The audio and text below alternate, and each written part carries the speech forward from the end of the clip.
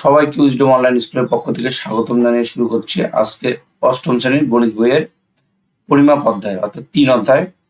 তো আজকে আমরা এই 3 অধ্যায়ের 19, 20, 21 এই তিনটা অঙ্ক করবো। 19, 20, 21।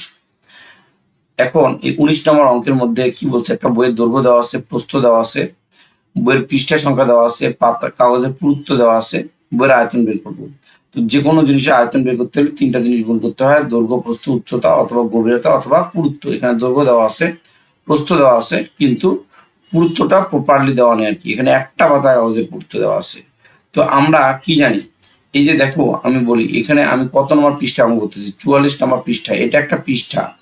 তো এই 44 নম্বর পৃষ্ঠা আর আরেকটা যদি পৃষ্ঠা নেই, 45 নম্বর পৃষ্ঠা, এই দুইটা পৃষ্ঠা মিলে কি হবে? একটা পাতা হবে। তার মানে আমি যেটা বলতে চাচ্ছি, দুই পৃষ্ঠা মিলে একটা কি হয়? পাতা হয়। এখানে 200টা পৃষ্ঠা আছে বইয়ের মধ্যে, তাহলে কতগুলা পাতা আছে? তাহলে অবশ্যই 100টা পাতা আছে। এটা আমাকে কাগজ কলমে বের করে দেখাইতে হবে। তো 19 নম্বর অঙ্ক, 2 পৃষ্ঠা সমান 1 পাতা। 1 পৃষ্ঠা সমান 1/2 পাতা। তাহলে অতএব 200 পৃষ্ঠা সমান উপরে 200 বাই নিচে 2 পাতা। তাহলে কত পাতা হবে? 100 পাতা। তো এখানে আমাদের অঙ্কের মধ্যে 1 পাতা কাগজের পুরুত্ব দেওয়া আছে 0.1 মিলিমিটার। তো আমাদের টোটাল পাতা সংখ্যা কত? 100 পাতা। তাহলে 100 পাতা কাগজের পুরুত্ব বের করতে হবে। তাহলে 1 পাতা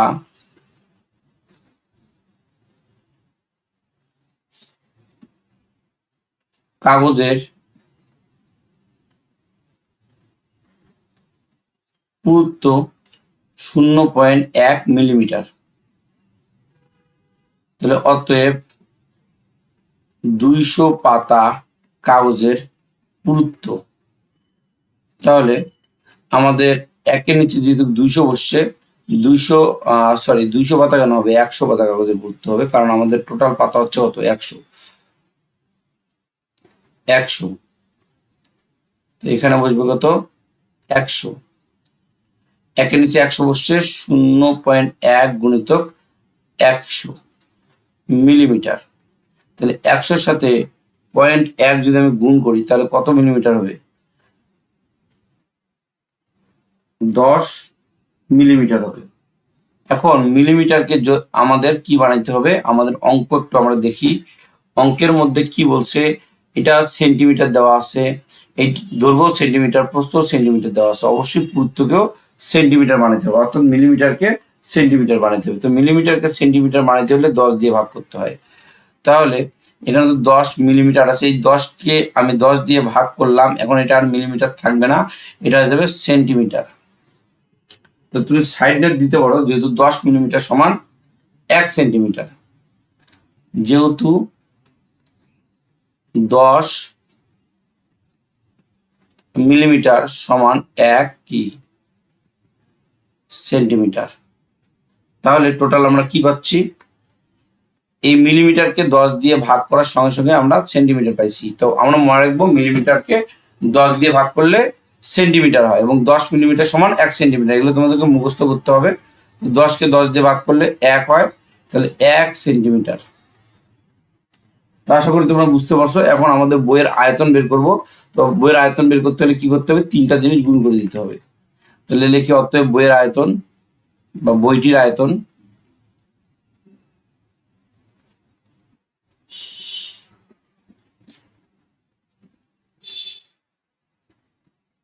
তো বইয়ের দৈর্ঘ্য কত দেওয়া আছে?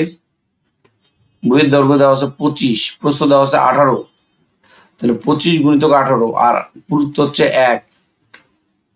তাহলে 25 গুণন 18 গুণন 1, অর্থাৎ দৈর্ঘ্য গুণন প্রস্থ গুণন পুরুত্ব। এই তিনটা জিনিস গুণ করলাম, হয়ে গেল কি? ঘন সেন্টিমিটার। এবং ঘন সেন্টিমিটার কেন হইল? আমরা আয়তন বের করতে হলে আয়তনে একক হচ্ছে ঘন একক, এই ক্ষেত্রে ঘন আমাদের সেন্টিমিটার হয়েছে। তাহলে এটা গুণ করলে আমরা যেটা পাচ্ছি সেটা হলো 450 ঘন সেন্টিমিটার। তাহলে এই অঙ্কটা আমাদের শেষ, 19 নম্বর শেষ। এবার আমরা 20 নম্বর অঙ্ক করবো। 20 নম্বর অঙ্কে একটি পুকুরের দৈর্ঘ্য 32 মিটার, প্রস্থ 20 মিটার, পুকুরে পানির গভীরতা 3 মিটার। তিনটা জিনিস দেওয়া আছে। এই তিনটা জিনিসকে যদি আমি গুণ করে দিই তাহলে পুকুরের কি বেরোবে? আয়তন বেরোবে। 20 নম্বর অঙ্ক, পুকুরের আয়তন।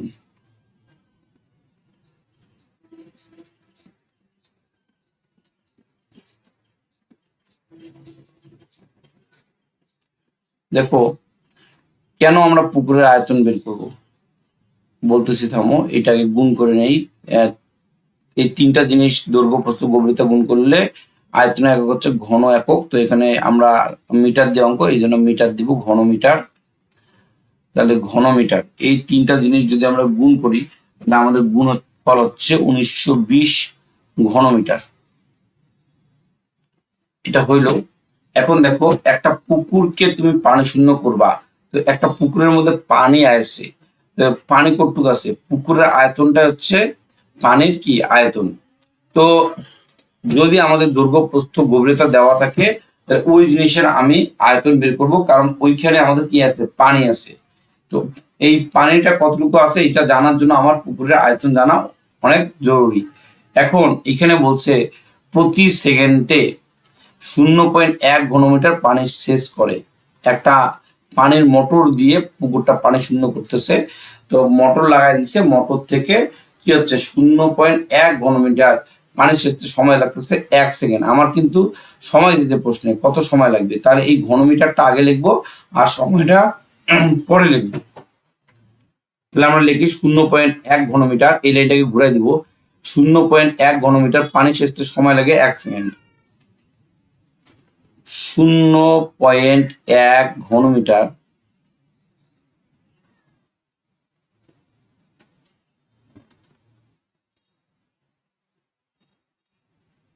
পানি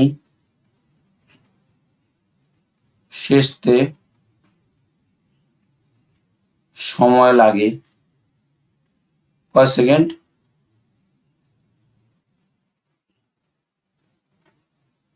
1 সেকেন্ড। এইবার আমরা দিব 1 ঘনমিটার পানি সেচতে সময় লাগে, উপরে 1, 0.1 সেকেন্ড। এবার হচ্ছে 1920, কোন সংখ্যার নিচে 1 দিলে ভাগ হয়ে যায়, ভাগ করে দিচ্ছি। এবার 1920 ঘনমিটার পানি সেচতে সময় লাগে, অর্থাৎ 1920 ঘনমিটার পানি সেচতে সময় লাগে। 1 গুণিত 1920 ভাগ 0.1 সেকেন্ড। এখন এটা যদি আমরা ভাগ করি তাহলে 19,200 সেকেন্ড বের হয়। 19,200 সেকেন্ড। তো সেকেন্ডকে তুমি যদি ঘন্টা বানাতে চাও, আমরা জানি 3600 সেকেন্ড সমান সমান 1 ঘন্টা। তাহলে এটাকে 3600 দিয়ে ভাগ করতে হবে।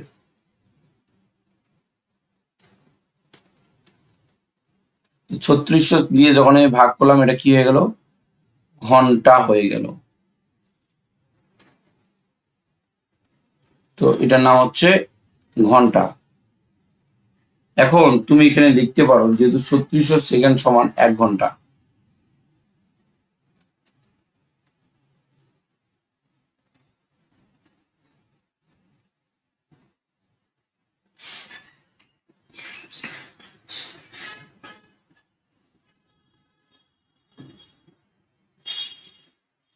তো 3600 দিয়ে যদি আমরা ভাগ করি তাহলে আমরা পাই 5.33 ঘন্টা। তোমার যদি এরকম দশমিক আসে তো তুমি কি করবা? তুমি হচ্ছে এই যে 5 ঘন্টা এটা লিখে দিবা, দশমিকের আগেরটা 5 ঘন্টা যোগ এই 0.33 কে 0.33 গুণিত 60 দিয়ে গুণ করবা, তাহলে হয়ে যাবে মিনিট।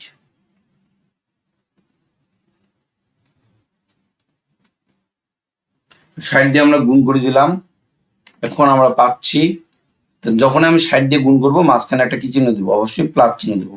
তাহলে 5 ঘন্টা 20 মিনিট। দেখো এই অঙ্কের মধ্যে তেমন কিছু নাই। এই অঙ্কের মেইন ফ্যাক্টটা দেখো, এই যে তুমি সেকেন্ড বের করার পরে, সেকেন্ড যে বের করলা, সেকেন্ড বের করার পরে এইখান থেকে এই যে নিচে পর্যন্ত যে কাজটা করছো, এইটুকুই অংশ মনে রাখতে হবে এই অঙ্কের মধ্যে, আর তেমন কিছু নাই। তো এই অংশটা মনে রাখবা। এখন ব্যাপারটা যেটা, সেটা হলো অঙ্কটা আমরা আরেকবার আলোচনা করি।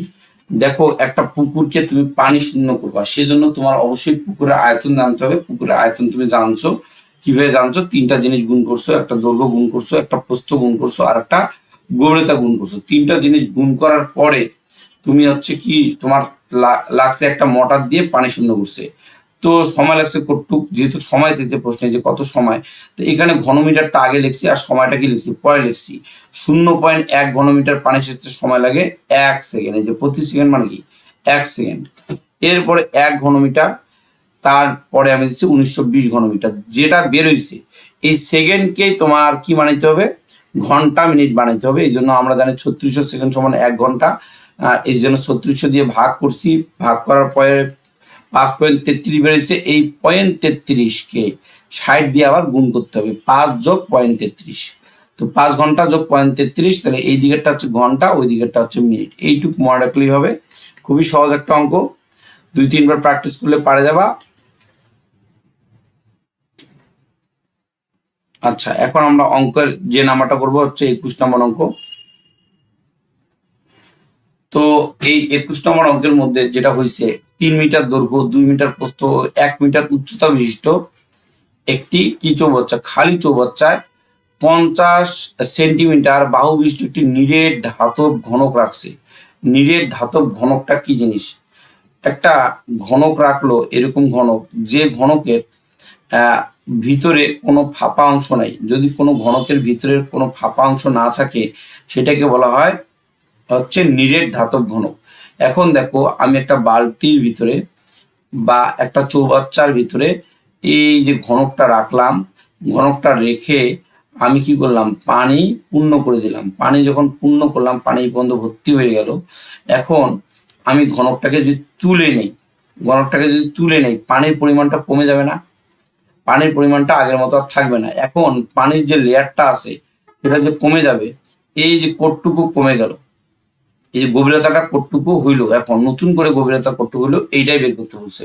তো প্রথমে একটা ঘনক রাখছে, ঘনক রাখার পরে কি করছে, চৌবাচ্চাটা পানি পূর্ণ করছে, করার পরে ঘনকটা তুলে আনছে, পানির গভীরতা কত। এরকম ক্ষেত্রে ওই চৌবাচ্চার তোমাকে আগে আয়তন জানতে হবে, তারপরে ওই ঘনকের আয়তন তোমাকে জানতে হবে। ঘনকের আয়তনের সূত্র হচ্ছে বাহু, বাহুর উপরে কিউব, বাহু কিউব। বাহুকে 3 বার গুণ করলে তুমি হচ্ছে ঘনক পাবা, কারণ আয়তন মানে হচ্ছে 3টা জিনিসের গুণফল। অর্থাৎ বাহু গুণন আবার বাহু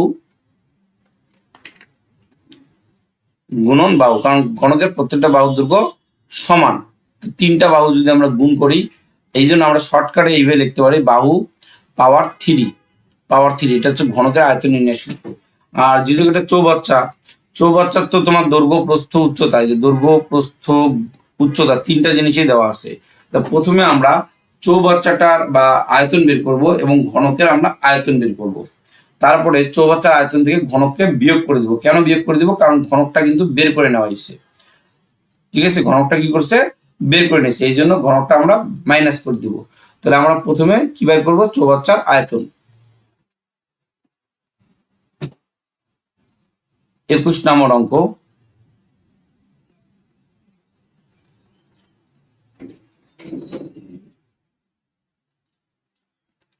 চৌবাচ্চার আয়তন, 3টা জিনিস গুণ করে দিব, 3 গুণিতক 2 গুণিতক 1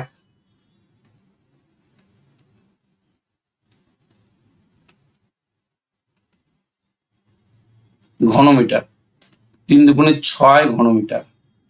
আচ্ছা, এখন আমরা ঘনকের আয়তন বের করতে হইলে এগুলো দেখো সব মিটারে দেওয়া আছে, এটা মিটার, এটা মিটার, এটা মিটার, কিন্তু এই ঘনকটা যে আছে, এই ঘনকটা হচ্ছে কত, ঘনকটা 50 সেন্টিমিটারে দেওয়া আছে, সেন্টিমিটারকে মিটার বানাতে হবে। তো ঘনকের এক বাহু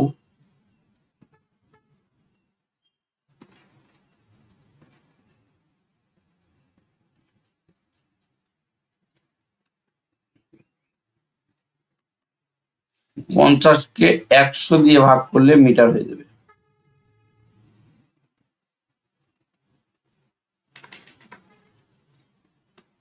জিরো পয়েন্ট 5 মিটার, এটা হচ্ছে ঘনকের এক বাহু। সেন্টিমিটারকে মিটার বানাতে হলে 100 দ্বারা কি করতে হয়, ভাগ করতে হয়। যেহেতু 100 সেন্টিমিটার সমান, সাইড নোট দিতে পারো, যেহেতু 100 সেন্টিমিটার সমান 1 মিটার। আচ্ছা, এইবার ঘনকের আমি কি বের করবো, আয়তন। ঘনকের আয়তন, তো এই বাহুকে কয়বার গুণ করবো, 3 বার গুণ করবো। 3 বার গুণ না করে আমি পাওয়ার যদি 3 দেই তাহলে কিন্তু আমাদের আয়তন হয়ে যাবে। ওকে, তাহলে এখানে হবে ঘন মিটার। তাহলে 0.5কে যদি আমি 3 বার গুণ করি তাহলে আমাদের গুণফল কত হয়, 0.125 ঘনমিটার। এখন আমি এই চৌবাচ্চার আয়তন থেকে আমি কাকে বাদ দিয়ে দেবো, ঘনকটাকে বাদ দিয়ে দেবো। কেন বাদ দিয়ে দেবো, কারণ পানি ভর্তি করার পরে এখানে লেখা আছে যে পানি পূর্ণ করার পর ঘনকটি তুলে আনা হলো, পানি পূর্ণ করার পরে ঘনকটি তুলে আনা হলো। তাহলে আমরা লিখতে পারি ঘনক বাদে পানির আয়তন।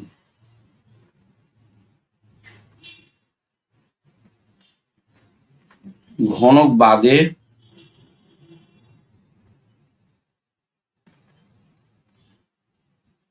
পানির কি আয়তন। ঘনকের আয়তন ছিল চৌবাচ্চার আয়তন ছিল 6 থেকে 0.125 বাদ দিলাম, আর এখানে তো ঘনমিটার হবেই।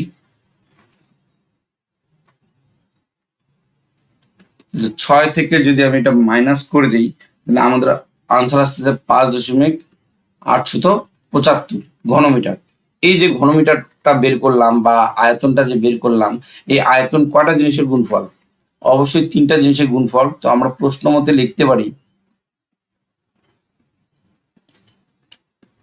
দৈর্ঘ্য গুণন প্রস্থ গুণন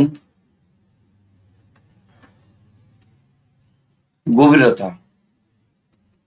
5.875।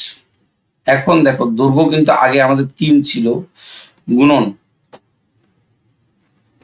এই দৈর্ঘ্য আগে আমাদের 3 ছিল, প্রস্থ 2 ছিল। যখন তুমি এইখানে ঘনক রাখে কি করছো, পানি ভর্তি করছো, তারপর ঘনকটা তুলে নিছো, গভীরতা তখন কি হবে, পানির গভীরতাটা কমে যাবে, অর্থাৎ এখন কিছুটা অংশ পানির নিচে নেমে আসবে। তাহলে গভীরতা আগের এইটা লেখা যাবে না, মানে দৈর্ঘ্য আর প্রস্থ আগেরটাই নিতে পারবো, বাট এই উচ্চতা বা গভীরতা এই আগের 1 মিটার যেটা আছে ওটা হবে না, নতুন করে গভীরতা বুঝবো। অর্থাৎ দৈর্ঘ্যের মান বসাবো, প্রস্থের মান বসাবো, বাট গভীরতার মান আমি বসাবো না। দৈর্ঘ্যের মান বসাইলাম, প্রস্থের মান বসাইলাম, গভীরতার মান আমি বসাইলাম না। 5.875 বা 6 গুণিতক গভীরতা সমান সমান 5.875 বা গভীরতা সমান 5.875 ভাগ 6। তাহলে আমি যদি এটাকে 6 দিয়ে ভাগ করি তাহলে আমাদের গভীরতা নতুন করে কত হয়, তো তোমরা ভাগ করে দেখো, 0.9792 মিটার হয়, 92 মিটার হয়। তো মিটারটাকে আমরা সেন্টিমিটার বানাবো, কারণ মিটার সাধারণত দশমিকের নিচে নামে না, মানে একের নিচে নামে না আর কি। তো এটাকে আমরা কি করবো, সেন্টিমিটার বানাবো। এটাকে যদি আমরা সেন্টিমিটার বানাতে চাই তাহলে 100 দিয়ে কি করতে হবে, গুণ করতে হবে। তো এই মিটারকে 100 দিয়ে গুণ করলে আমাদের সেন্টিমিটার হয়ে যাবে। তো 100 দিয়ে গুণ করো, 97.92 সেন্টিমিটার। তো আমরা লিখতে পারি যেহেতু 1 মিটার সমান, যেহেতু 1 মিটার, মিটারকে সেন্টিমিটার বানাইছি, 1 মিটার সমান 100 সেন্টিমিটার। তাহলে এটা হচ্ছে আমাদের উত্তর, এটা আমরা লিখতে পারি আনসার। তাহলে আজকে এই পর্যন্তই। তাদের ক্লাসটা ভালো লাগছে অবশ্যই শেয়ার কমেন্ট করিও এবং চ্যানেলটা সাবস্ক্রাইব করিও। ধন্যবাদ।